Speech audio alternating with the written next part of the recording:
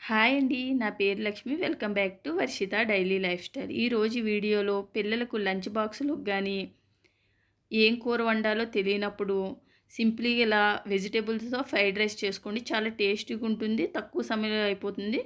తప్పకుండా ట్రై చేయండి. ఒక క్యాప్సికము, ఒక క్యారెట్, 4 బీన్స్ని చిన్న చిన్న ముక్కలుగా కట్ చేసి పెట్టుకున్నాను. 2 పచ్చిమిర్చి, ఒక ఉల్లిపాయ కూడా చిన్న చిన్న ముక్కలుగా కట్ చేసి పెట్టుకోండి. ఈ వెజిటేబుల్స్ అనే కాదు, మీ దగ్గర ఏముంటే అవి యూజ్ చేసుకోవచ్చు. స్టవ్ వెలిగించుకుని కళాయి పెట్టుకుని కళాయి వేడెక్కినాక మీడియం మంట పెట్టుకోండి.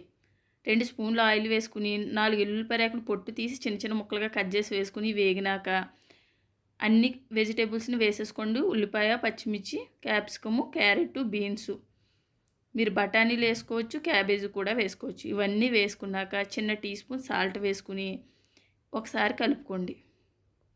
ఇవేమీ బాగా ఎక్కువగా కుక్ అవసరం లేదు, కొంచెం మగ్గితే సరిపోతుంది. ఇలా వేయించుకున్నాక అర టీ స్పూన్ పసుపు వేసుకుని ఒకసారి కలుపుకోండి. రెండు బౌళ్ళు రైస్ వేసుకోండి. ఇది 2 వరకు వస్తుంది.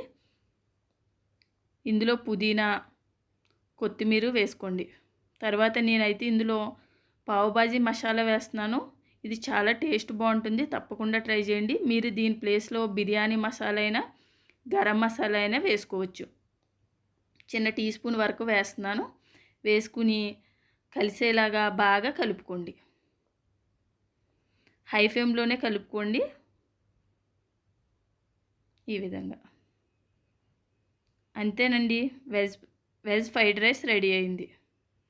ఇలా సింపుల్గా చేసుకోవచ్చు. స్టవ్ ఆఫ్ చేసేయండి. దీన్ని సర్వ్ చేసుకోవడమే. మీరు నిమ్మకాయ పిండుకుని తినవచ్చు, లేకపోతే ఇలా రైతాతో కూడా తినవచ్చు. ఏ కర్రీ అవసరం లేకుండానే చాలా బాగుంటుంది. అంతేనండి, ఈ వీడియో మీకు నచ్చినట్లయితే లైక్ తప్పకుండా చేయండి, సబ్స్క్రైబ్ చేసుకోండి. Thank you for watching. Bye bye.